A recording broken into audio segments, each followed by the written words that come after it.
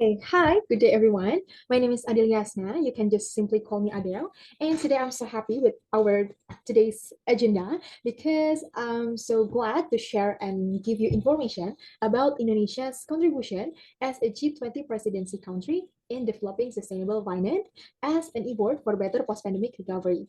I hope this isn't boring for you guys because it's only will took about 5 minutes, so don't worry.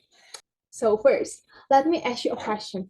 Did you know that Jakarta has been the world's worst air quality index several times? Lastly, on the 22nd of June 2022, DKI Jakarta became the worst in the world with a score of 163, guys. So we can assume that it's quite unhealthy. So you can just write on the chat box or give me a reaction whether you know this information or not. Unfortunately, not only this, let's see what's going on in Indonesia. We know that all the things and aspects have been delayed and even stopped in the COVID-19 pandemic, one of which is the government's effort to initiate the Sustainable Development Goals movement, which now makes there is a life gap between economic, social, and also environmental. In addition, the level of air quality in Indonesia is unhealthy as a result of pollution from waste to factories. So, what's next, guys? How to solve these problems in Indonesia? And the answer is sustainable finance. Hmm, why sustainable finance? Sustainable finance can reduce social inequality. It also can maintain biodiversity. It also can reduce and prevent environmental damage. It also can encourage efficient use of energy and natural resources.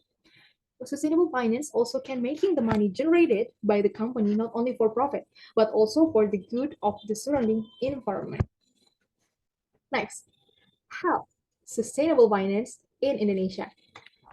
To implement this sustainable finance, government have do several things to do, guys. The first one is we have to know the products. We have to decide what program to do to support this sustainable finance. The second, we have to make the policy. We have to make policy so that it can be implemented regularly.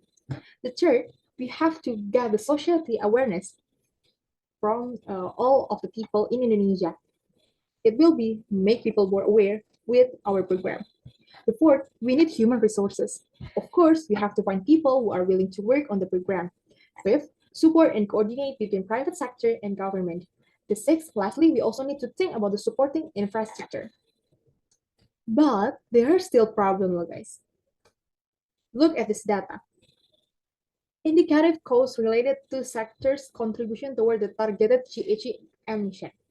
The cost of carrying out sustainable finance in companies, one of which is the cost of reducing GHG emission, is very expensive. From this data by OJK, it means that we need investors to support our program. The second, there are still many people who do not understand and know what and the purpose of sustainable finance. Third, still many private parties are still not aware of the environment and feel that implementing sustainable finance in their business sector is very costly. And yeah, there's also still many more of problem to support this program.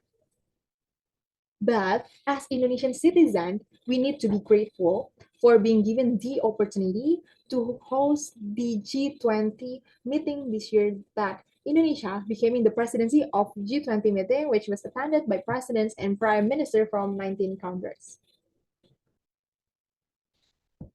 It also shows that the Indonesia economy has succeeded in maintaining its stability to survive in the midst of pandemic.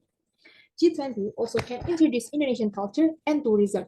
It also can attract the attention of other countries to invest in various developments, one of which is sustainable finance.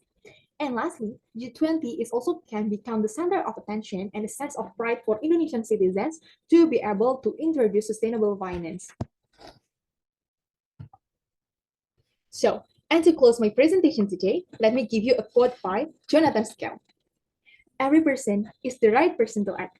Every moment, the right moment to begin.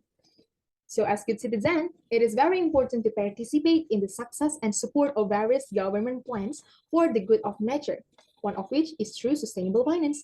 Hopefully, The opportunity given through the G20 moment can also be a milestone for us to implement sustainable finance. That's all for me. Hope it will inspire you a lot and thank you.